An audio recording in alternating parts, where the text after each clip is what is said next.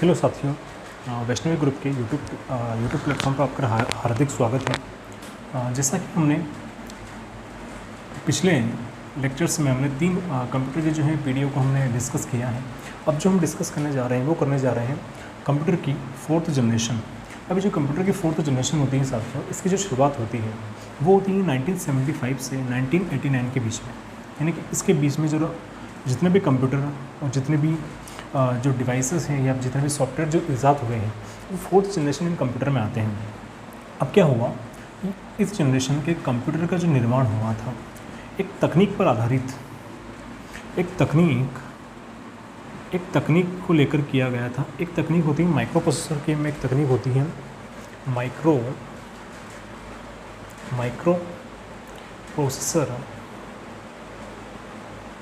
Micro processor में एक नई तकनीक का जो आविष्कार हुआ था वो हुआ था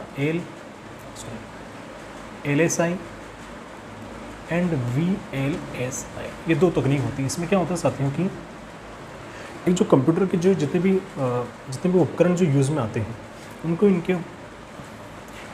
इन दोनों के कारण उनके आकार में काफ़ी कमी होने से उसके ऊपर जितने भी उपकरण हैं यानी कि कई असंख्य संख्या में या कई हज़ारों संख्या में जो है उनके उपकरण जो है चिप के ऊपर उन उपकरणों को क्या किया जा सकता है, डिज़ाइन किया जा सकता है या उनके ऊपर बनाया जा सकता है। या फिर इसके कारण क्या हो गया, यानी कि लार्ज स्केल इंटीग्रेशन और तो वेरी लार्ज स्केल इंटीग्रेशन, ये 2 तकनीक होती है।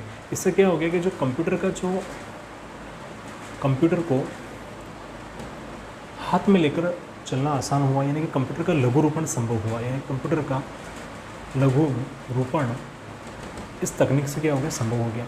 अभी जो माइक्रो प्रोसेसर है इनका जो आविष्कार हुआ था 1971 में M.E. हॉफ साइंटिस्ट रहे हैं, इन्होंने इसको ईजाद किया था। अब साथ ही साथ इन माइक्रो प्रोसेसर के कारण क्या हो गया, जो पर्सनल कंप्यूटर हमारे होते हैं पीसी का चलन यहाँ से प्रारंभ होने लग गया। यानी कि 4th पीढ़ी में आते आते हमने पीसी के चलन को प्रारंभ किया। यानी कि जो पर्सनल कंप्यूटर, जो व्यक्तिगत कंप्यूटर होते हैं उनकी शुरुआत यहाँ से होती है। अब साथ ही साथ क्या हो गया कि इस पीढ़ी में जो है कंप्यूटर का जो हम देखते हैं कि जो प्रोसेस करने की जो गति होती है या जो गणना का जो समय होता है या जो वो होता है पिको सेकेंड में यहाँ पे होने लगा। अब एक पिको सेकेंड में जो होता है एक PS में होता है 10 की पावर -12 का 10 की पावर -12 जो है सेकेंड होता है। ठीक है। अब यहाँ पे क्या हो गया कि यहाँ पे इस पीढ़ी में फिर हम देखते हैं कि कुछ उच्च गति के जो नेटवर्क आते हैं वो उस पीढ़ी में डेवलप हुए। एक आता है LAN, the local area network, एक होता है WAN यानी होता है तो वाइड एरिया नेटवर्क। इनको हम जो लोकल एरिया नेटवर्क और WAN एरिया नेटवर्क जो है इनको इंटरनेट के संदर्भ में हम देखते हैं। और WAN यानी कि जो वाइड एरिया नेटवर्क होता है यानी कि विश्व के संदर्भ में इनको हम देखते हैं। ठीक है साथियों। अब क्या होता है कि इसी में सॉफ्टवेयर में इस पीढ़ी में क्या हो गया कि समांतर कंप्यूटिंग और जो मल्टीमीडिया का यहाँ पे प्रारंभ हुआ है। इस पीढ़ी में आते आते मल्टीमीडिया यहाँ पे क्या हो गया, मल्टीमीडिया यहाँ पे प्रारंभ हुआ। ठीक है। अब मल्टीमीडिया प्रारंभ हो गया और उसके बाद सॉफ्टवेयर जो है यहाँ पे आए हैं। इस लैंग्वेज में इस जो कंप्यूटर की पीढ़ी में है सॉफ्टवेयर जो है वो GUI पर बेस्ड रहे हैं। किस पर है साथियों, GUI। अब ये GUI होती क्या है, ये होती हैं तो ग्राफिकल यूज़र इंटरफेस होती है GUI। इससे क्या हो गया कि कंप्यूटर के उपयोग को काफ़ी सरल बनाया गया। इस GUI के आने से क्या हो गया कि जो हमारे कंप्यूटर हैं उनका जो उपयोग है, कंप्यूटर का जो उपयोग है वो क्या हो गया, काफ़ी सरल हो गया। यानी कि उपयोग करना इनसे आसान हो गया। किससे, ग्राफिकल यूज़र इंटरफेस।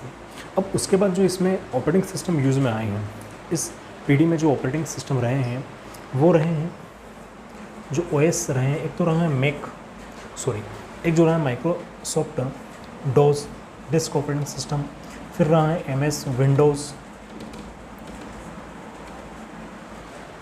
विंडोज़ रहे हैं, फिर एप्पल का OS, ये इसमें क्या रहे हैं, ऑपरेटिंग सिस्टम यूज़ में आए हैं। ठीक है साथियों, अब इसमें जो है अगर हम देखें तो लैंग्वेज जो है high level language HL language होती है, C लैंग्वेज, जो C भाषा का यहाँ पे क्या किया गया, विकास किया गया। अब इस C भाषा के डेवलपमेंट से क्या हो गया कि जो हमारी कंप्यूटर की जो प्रोग्रामिंग होती है, क्या होती है साथियों, कंप्यूटर की जो प्रोग्रामिंग होती है, कंप्यूटर की जो प्रोग्रामिंग हो गई, प्रोग्रामिंग क्या हो गई, सरल हो गई।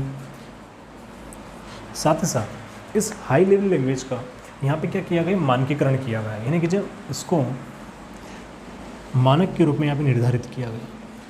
अब मानक के रूप में निर्धारित होने से क्या हो गया कि इस लैंग्वेज को सभी प्रकार के कंप्यूटर पर क्या किया गया, चलाया जा सका। तो साथियों ये है हमारा कंप्यूटर की 4th जनरेशन, जिसकी शुरुआत होती है 1975 से 1989 के बीच में। और इस पीढ़ी के कंप्यूटर के निर्माण में एक तकनीक होती है माइक्रो प्रोसेसर में, वो यूज़ आई LSI और VLSI।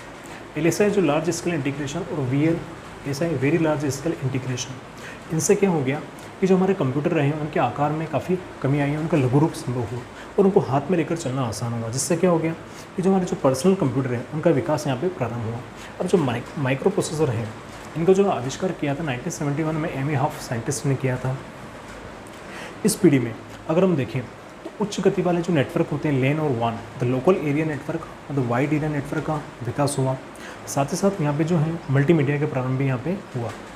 इस पीढ़ी के कंप्यूटर में जो सॉफ्टवेयर हैं वो GUI पर बेस्ड हैं। GUI यानी कि ग्राफिकल यूज़र इंटरफेस, जिसके कारण क्या हुआ कि कंप्यूटर का उपयोग जो है वो काफ़ी सरल हो गया। साथ ही साथ इस पीढ़ी के कंप्यूटर में जो ऑपरेटिंग सिस्टम यूज़ में आए हैं वो आए हैं MS DOS, Microsoft disk operating system, Microsoft Windows और जो एप्पल का OS। ठीक है, फिर साथ ही साथ इसमें जो प्रोग्रामिंग हम देखें तो हाई लेवल लैंग्वेज का इसमें यूज़ किया गया है वो है C भाषा। अब C भाषा से क्या हो गया कि जो इनकी प्रोग्रामिंग करना काफ़ी आसान हो गया और साथ ही साथ इस हाई लेवल लैंग्वेज का जो है यहाँ पे मानकीकरण किया गया ताकि जो है इस लैंग्वेज को सभी कंप्यूटर पर चलाया जा सके। तो साथियों ये है हमारे कंप्यूटर की 4th जनरेशन। आई होप आपको वीडियो अच्छा लगा हो तो लाइक कीजिए, शेयर कीजिए, सब्सक्राइब कीजिए। और नेक्स्ट जो हम पढ़ने जा रहे हैं वो पढ़ने जा रहे हैं कंप्यूटर की 5th जनरेशन। Thank you.